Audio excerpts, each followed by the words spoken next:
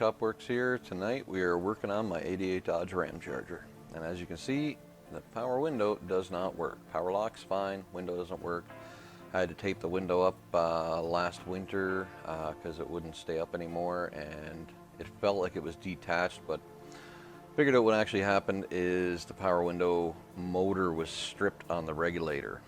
So I picked up a spare window from a spare door off of a '91 Ramcharger, I think, from my friend Stan, and then basically just pulled the regulator out of it. I didn't waste any time, wasn't fancy about it, just pulled out what I needed. It was a little bit of a fight, but I figured I'd take my time on my door. And after checking for any screws down in the bottom there in the carpeted area on the bottom of the door, went to her, pulled the handle off, unclipped the panel. It's just those spring clip style for the older vehicles. And trim stick gets you in there no problem. And then there's one screw in the middle by the door handle. So take a longer bit, pull that guy out. Once the panel's off, there's the wiring for the power window and door lock switches. I normally just pull the whole assembly, the switches right out of the panel, and then slide it through. So after that, pulled the tape off the window so I could move it up and down and get in the position I needed. Had a bit of a fight with that because the motor was not, wouldn't even catch anything at all. You know, the gears just stripped right off. So that was a little bit of an extra fight.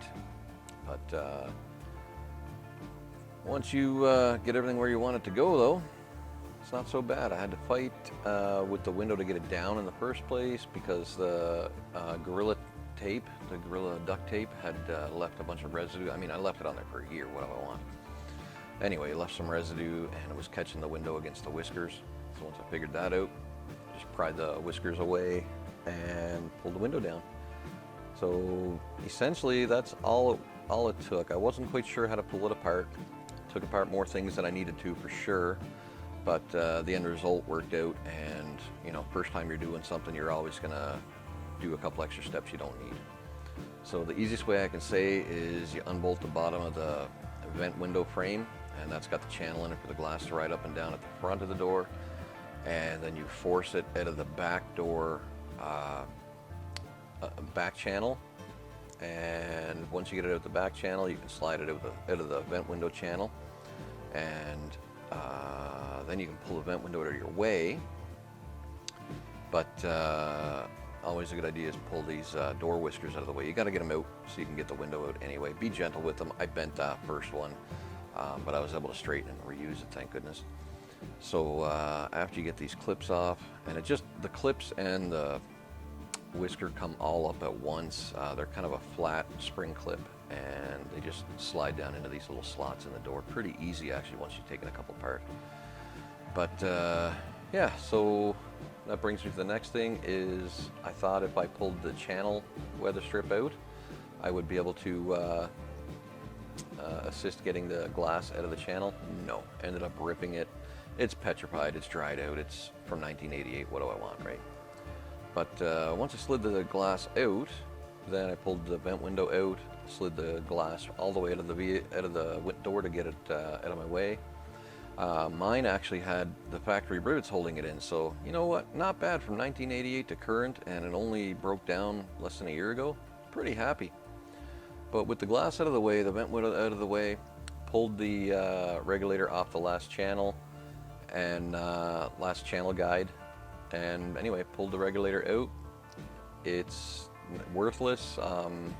I can get a new motor for it if I wanted to, but they are a bear to get timed back together from what I've heard. I haven't actually had to do it, but I had the complete assembly anyway to replace it with. And this was new actually. Just a few years ago, this one was replaced before the truck was parked and scrapped. And it had been bolted in where the factory ones were riveted in. And I decided to rivet it back in.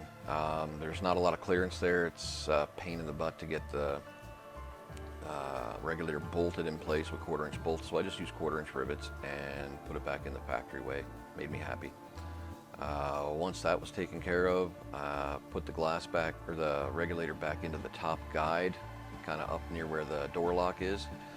And you can put the glass back in and the vent channel. And it goes pretty smooth after that. You're just doing reassembly from a disassembly standpoint. And you have clarity at this point because you know what worked to get it apart, so you can just do the opposite to put it back together. Natalie cleaned up the glass for me, got all the tape residue off, and she cleaned it. It looked brand new, nice and clear and beautiful. Anyway, slid it in sideways and then just twisted it inside into the channels. That works pretty smooth on most doors I've ever worked on. And once you got the vent window tightened up, you can check the operation, and sure enough, she moves nice and smooth. So happy man right there. At that point, I took some fluid film and I just lubed up the channels. Oh, sorry. I put the lower stop block back in and the speaker.